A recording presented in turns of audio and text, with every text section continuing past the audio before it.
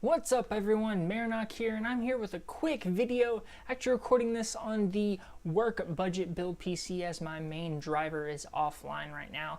And I just quickly wanted to upload a video. Videos have been very scarce because of my main PC being down. So I kind of wanted to go over these RTX card releases as I've been compiling data and compiling these benchmarks, especially gaming benchmarks, to this massive Excel file and kind of just compile and compare everything.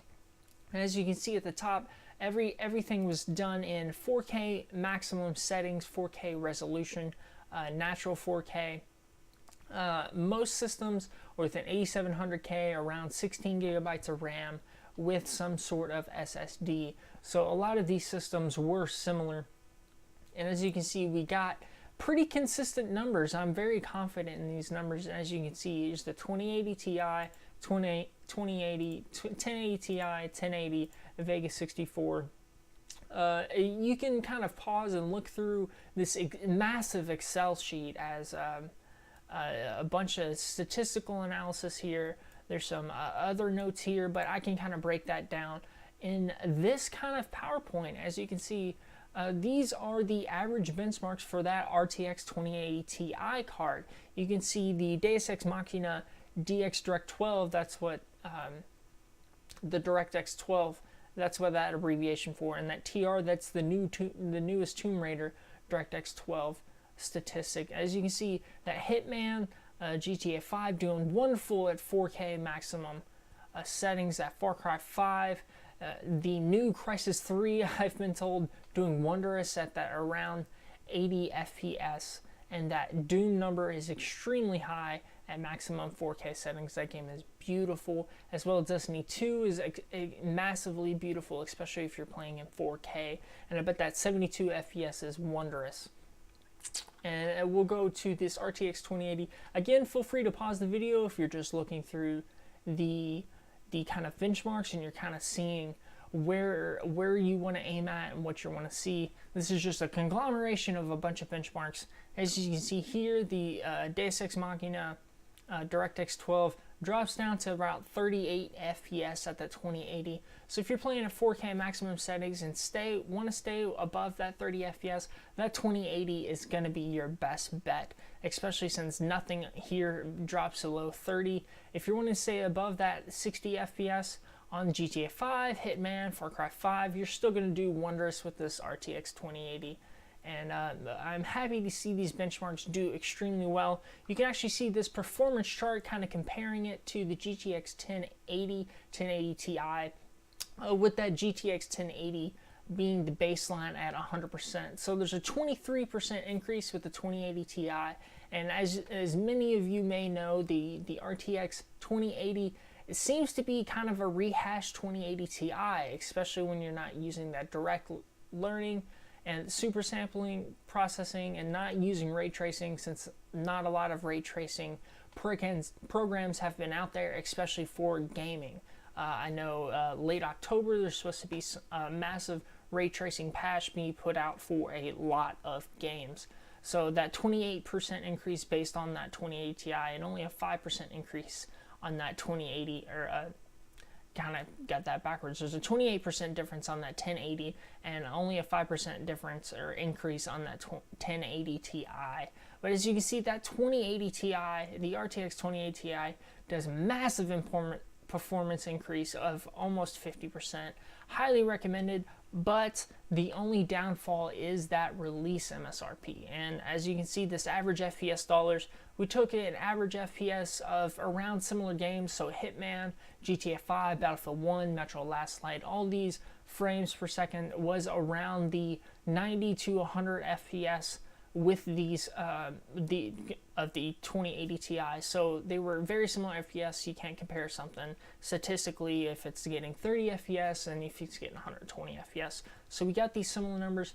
So I will stress that these average FPS per dollar is based on the release MSRP. So I know a lot of 1080s and 1080 Ti's you're gonna get with an extremely less purchase price than that $700 1080 Ti. Most of the time you can get a 1080 on eBay at the 50% off. You can easily get one for around for or below $400.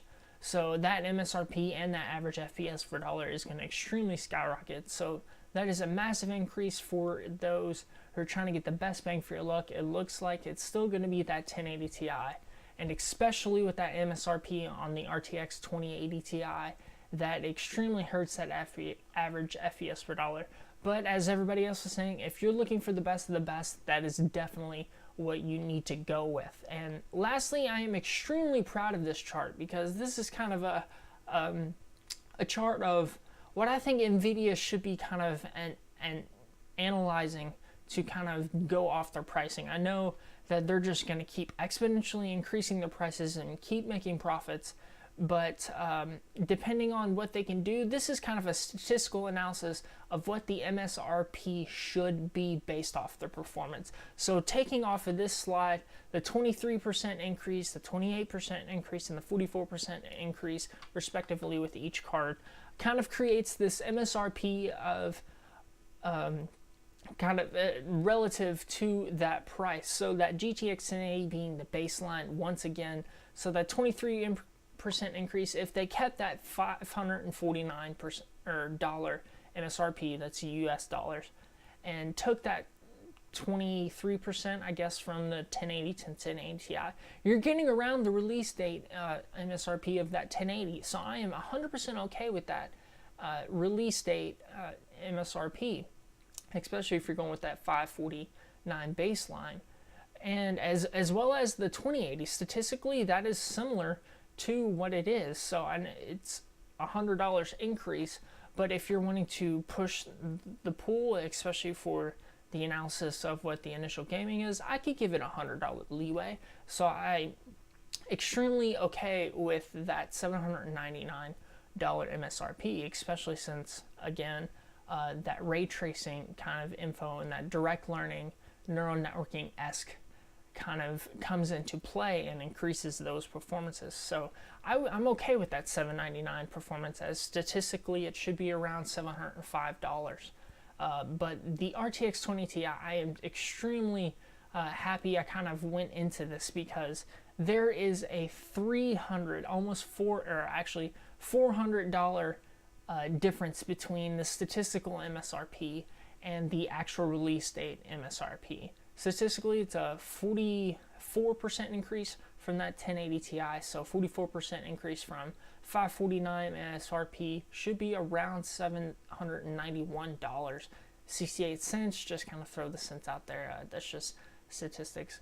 But even if they threw it up there for $849, this average FPS per dollar would be extremely enormous. I think I actually did a number. We'll go back to this statistic. This $899 MSRP, as we can see right here, I'll highlight it right above the webcam right here. With the $899 MSRP, you're getting an average FPS dollar of 0.1, so that is much greater than anything here. So having that MSRP of 0.1 up here would massively destroy everything, and statistically the MSRP would be much better. But again, if you're just here for the benchmarks, I'll go over them again here. This is a 1080 Ti, or the RTX 2080 Ti and the RTX 2080. Again, thanks for stopping by the channel. If you want to see more videos, want to see build videos, definitely coming up soon. Feel free to hit the like button and subscribe. Leave comments below of what you want to see, and I hope to see you in the next video. See ya.